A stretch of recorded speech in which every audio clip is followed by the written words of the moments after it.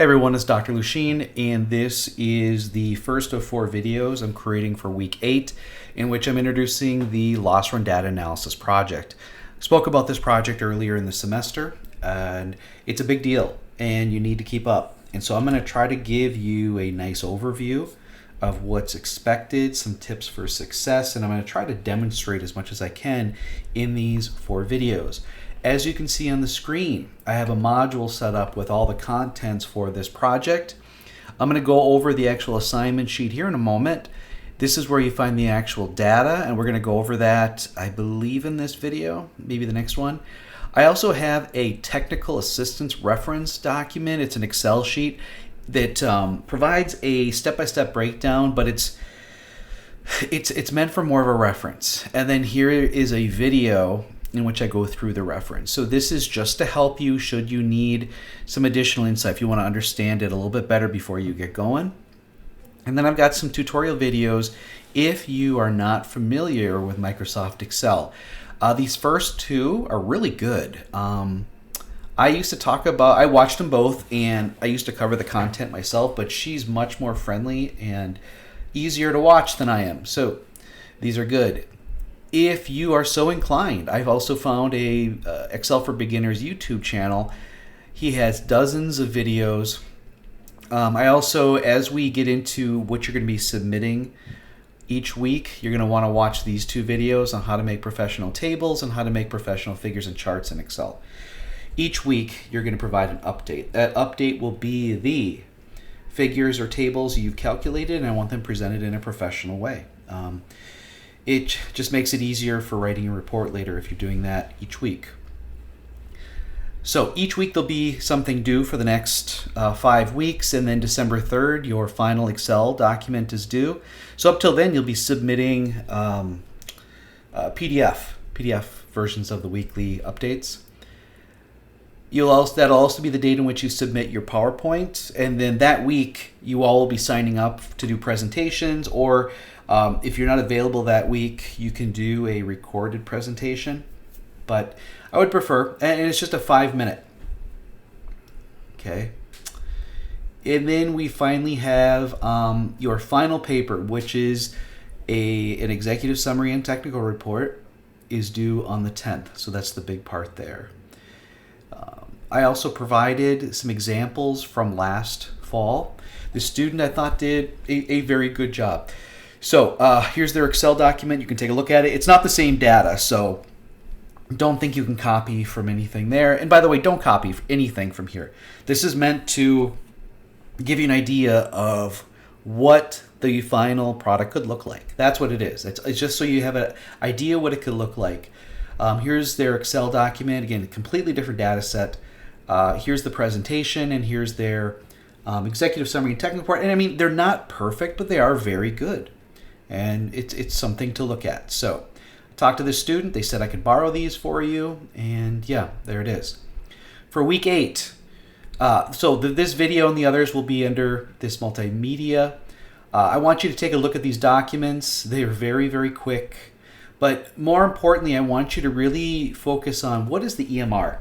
Because the experience modification rating, or the mod, is a big deal. It's the multiplier. And that's something that if we have an effective safety program that is, systems-based, employee engagement, continuous improvement, we should be able to get that mod number below 1, which is a definite savings in the operating costs of the company. So I want you to understand what it means.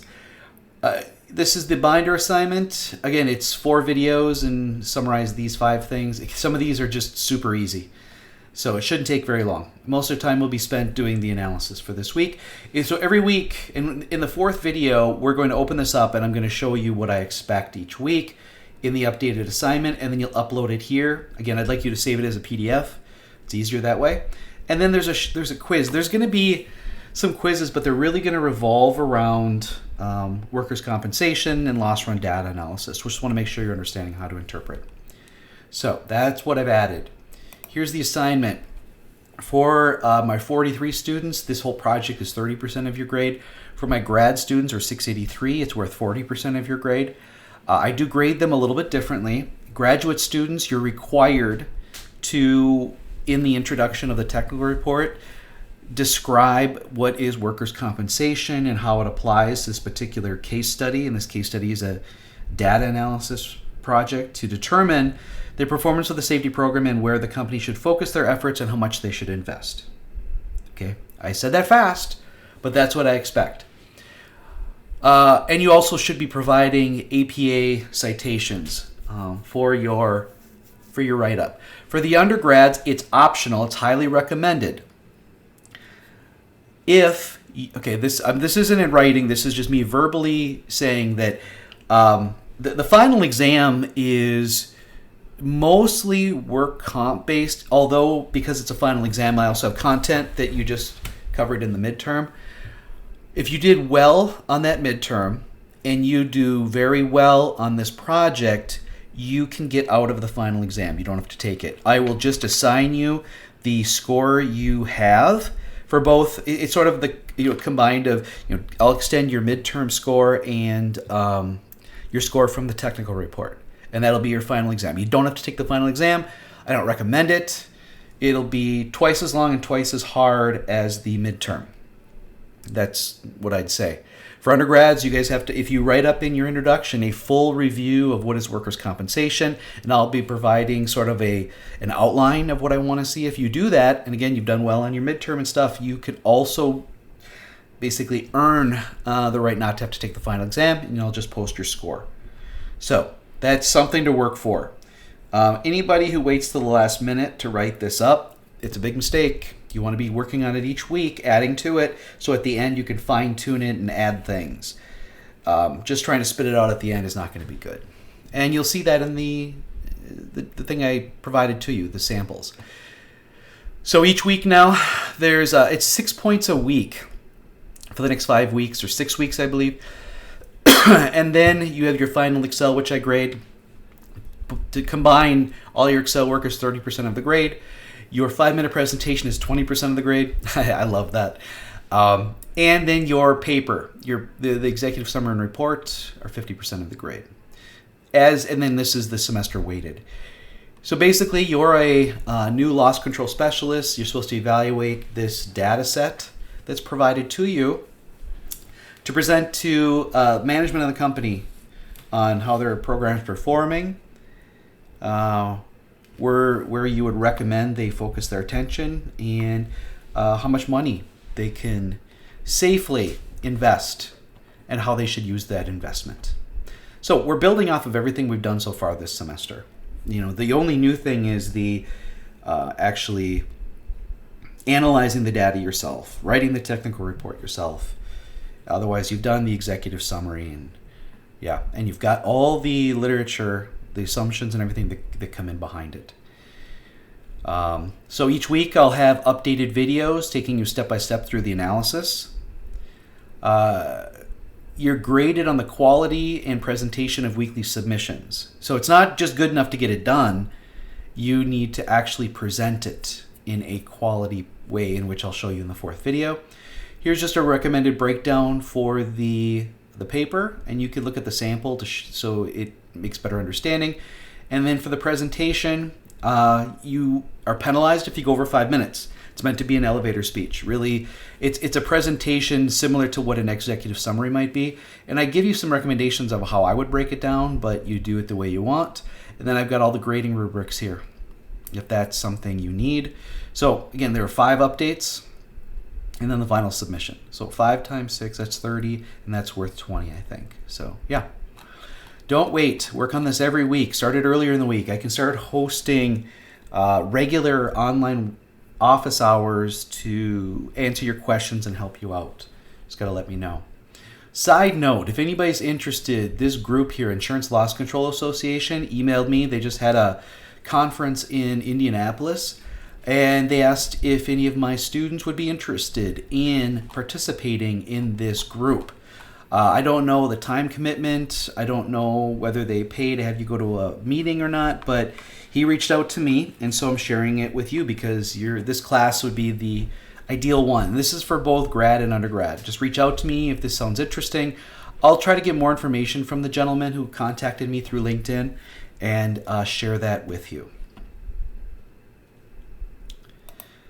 All right. Let's take a quick look at the data here. So I'm not going to do any analysis. So it opens to the master data set. One rule of thumb, write this down. Oh, by the way, you should be taking notes as you go do this.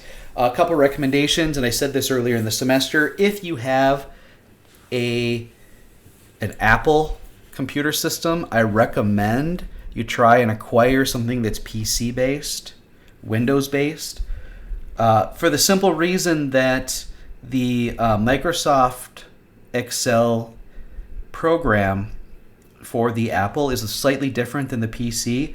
I'm not going to be responsible for trying to teach you Excel in Apple or Mac version, whatever you want to call it. You'd have to seek outside assistance for that.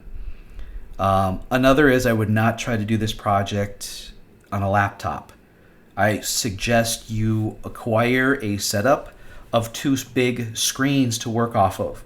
That way on one screen, you can have the assistive document and a video playing, and then on the other, you could have your Excel document up and you can be working on it. Highly recommend. That's the easiest way to do it. If you're someone who has access to campus, we have numerous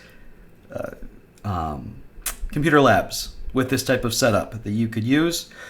If you're out working, you probably have this set up in your office. You may have to talk to IT so they can get approval. You can get approval for working on this document there. But yeah, that's the way I would do it. So here's the data set. Now it's been slightly modified. I removed all the names of the people who are on these claims. I tried to remove some other stuff and added some things to make it easier. But for the most part, this is the basic document that I was given. So policy year. So this goes from September 1st through August 30th of each year. This is not calendar year, it's policy year. I'll say that again. This is September 1st through August 30th. That's our policy year. This is the date of the loss in which it was recorded as being the date of the loss. Here's the cause. Here's the detailed cause. What this means is this is a parent level cause level, and this is a child level cause level. We'll get into that when we analyze it. This is when the carrier was notified of the incident. Days to report, basically. The further this goes, the higher the number, there may be fines involved. The site is either P or M. I see 1 O here. All right, I got to look into that. I may have to no, that looks like it's a P, actually. That looks like it's supposed to be a P, because it's in Wisconsin. So, shoot. That's the only one. You guys can go in and go ahead and put a P there. This is in row 25. There's another one, but it's assembler. Okay, I don't know why that is. I mean, if you guys are watching this, let me see what this says. Grab 14. Okay, that's P. I just know I thought that another one. What are you kidding me? Injured worker punctured right foot when a staple clip cut the hose. That may actually be an M.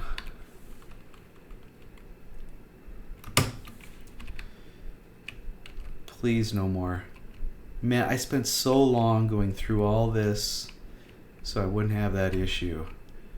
That with any data set, man, there are always little things that are off. So change those, please, in your data sets. Otherwise, I can generate another list. I'll point it out in the next video too, probably. Claim type, whether it was incident, medical, indemnity. Status, whether it's open, closed, or reopened.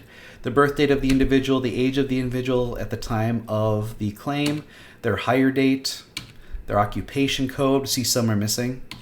Body part involved, class code. We're going to be looking these up. This is through the WCRB. We can look up their class code and look what the rate is. We can also analyze by that. Jurisdiction, I narrowed it just to Wisconsin. I took out, there was a few in other states, narrowed it to Wisconsin. The time document is when it occurred. This is paid medical. This is OS. I'm not sure. Is that outstanding medical? including medical, paid indemnity, OS medical. So we're going to focus just on the paid numbers. So we're going to figure out a total paid and not use just, total paid is right here. So I'm just going to have to go through and check that for the next video, whether anything is outstanding, what the total incurred is. Total incurred is the difference between what is being held back, what could still be paid, and what has been paid. And then the description, loss description. We'll be looking at some of that too, just to see how accurate the entries are. The last thing I want to talk about here is the mod info. This is something I've never had before. Excuse me, when I teach this project. You get to see all of the numbers. Never had this before. We've kind of conjunctured or postulated about it, but here is the new mod rate starting September 1st, 2023. We're now at a 0.92. This previous year, which would be 9/1/2022 to August 30th, 2023, we are at a 1.04. We went down. Why did we go down? Well, I'll show you that in another video. Here it kind of shows some of the breakdown on that. See, this is a very complex. So it's got 3 years. So it's basically 2019 to 2020, 2020 to 2021, 2021 to 22. So it's these 3 years combined that help us generate the numbers for the calculation. Okay, so I tried to highlight the effective dates so you get that idea. I got that from NCCI. Right next to it, I have some data from, I believe, United Heartland. And so it shows the carrier policy effective. So it goes all the way up to 23. Just started. Looks like there was a gap between 2007 and 2017. We must have had a different carrier. So I've got 17 through basically 22. Here's the total numbers. It's got the average. So total outstanding. These are things you can refer back to as we go through our analysis. This is some of the charts that they generate. And we can compare our results to what they generate. I think what we do in this project is better. It's more detailed. It's more realistic. This kind of glosses over some interesting insights, as does this. As does this. As does this. You can see most of the claims are medical, and then indemnity, and then incident. Yeah. These are the top 10 by frequency and top 10 by severity. You can see, there's some commonalities there, yeah. So that's interesting. Here's the actual numbers versus a graph version. Here's the body part. Body part frequency and severity. Here's by nature. That would be the diagnoses of the claim. Those aren't always accurate. Here are the numbers. And then by the lag. How much lag we had between the incident when it was reported. I thought there's something, we could look it up in the standard, but I think if it's over 30 days, you have to pay or something like that. We can verify that later. You can kind of see. This was the age of the claim. Wait, no, claims by their age. That's a lot for someone over 61. Length of service. Look at that. So newer people are more likely to have a claim. What can we say about that? This is weird by day of the week. Tuesday. Usually it's Monday and Friday that have the highest numbers. Tuesday, I don't know what's going on there. So that's just additional insight. Oh, I've got more stuff. So I think this is from Marsh McClellan. They provided some reports too. Yeah, it's right here. So mod, they specifically just focus on the mod. And I haven't fully digested all this yet, but this is more information we can use in the report. See, that's the thing about all this. We can use all this in our report, which is kind of cool. And they just give you a little bit more information about stuff, how the breakdown is, what the trends are, loss by policy period, the loss ratio analysis. I'm going to share some of my work in there that helped me predict what this year would be. Okay, I don't see the years here, so I'm not sure what it's looking at with a 62% actual expected. And they're breaking it down too by different types of things. So we're expected to have that. Our actual amount was this. There's a big difference there. 62%. That's 102. And then what do we have here? By the expected versus actual losses per pay period. I'm sorry, per policy period, policy year basically. And there is, So you want the yellow to be higher. So if the green is lower, that's good. That's good. So, but we'll get into that as you read the stuff. Now, another thing I'm going to say is I didn't realize how big this document would be. How big are we now? We are at 1.88 megabytes. That's kind of big for just a simple spreadsheet.